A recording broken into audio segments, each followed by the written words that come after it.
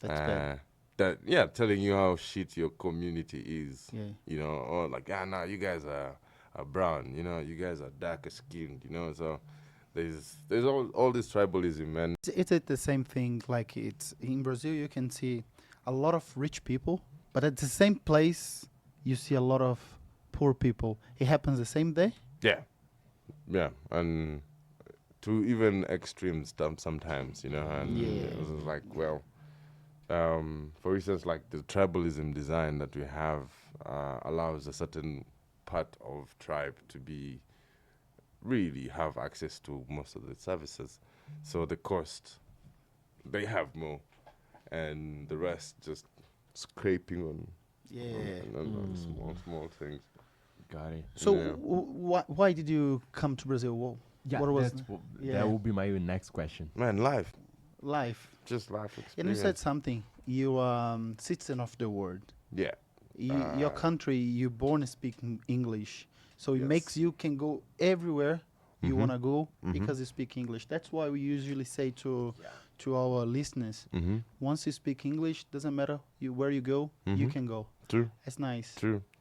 Yeah. And if you open your mouth anywhere, Yeah. Yeah. Even here in Brazil, we don't speak English, but English is really useful here. Yeah. You can get a better job or get like, away from police. Come to you. Sorry, no Portuguese. Yeah, I have never Me? tried. No. Hello, sir. How are you? Yes, my name is Ejuku. Nice to meet you. Have never tried. No, what's this? What do you want? My ID. Oh, yeah. I'll show you my ID. Yeah, it's my ID. right Take here. it. Yeah. Good, God. Good. Okay, but tell me the most challenging thing in Portuguese for you. Because we spoke Portuguese at the beginning of our podcast, Yeah. and like, okay, you are in an immersion here in Brazil because Yeah. everyone here speaks Portuguese. See. So, how hard it is for you, or what is the most challenging thing for you?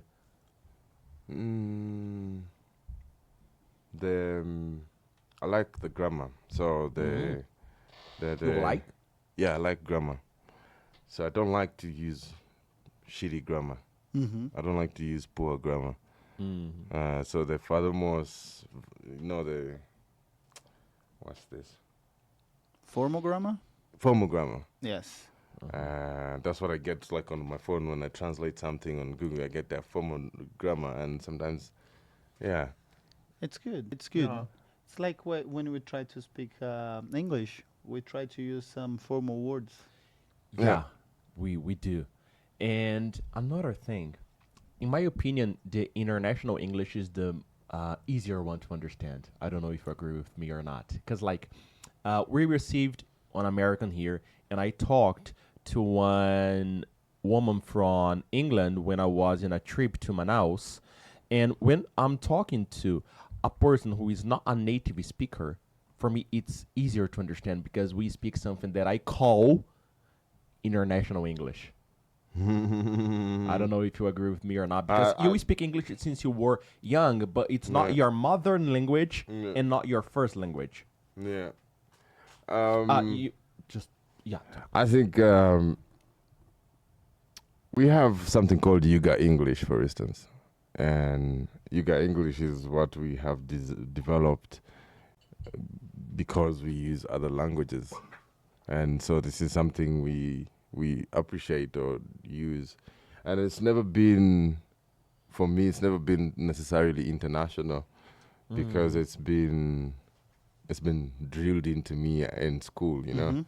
So Is it your mother language? It's not like no, it's not. It's not. So you learn. We learn when English. when you are at home, you speak like with your wife. You speak Uganda or you speak English? she's Brazilian. Oh, she's Brazilian. Sorry. When we speak English, You speak English. yes.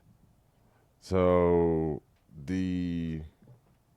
yes, we were drilled the English language into the school. So we grew up speaking this, and we found ways to come up with different slang to say what we want to say. And sometimes, if I'm we call it sometimes proper English, or we want to consider it, is when I'm speaking straight without any slang, like this, somewhat. Yeah. Yes. Well, as yo, for sure, if I was not even gonna do that, then it becomes I'm not understandable by people around me, you know. Mm-hmm. So maybe the understanding for sure is something we strive for. So maybe I even speak slower this time and try to, yeah.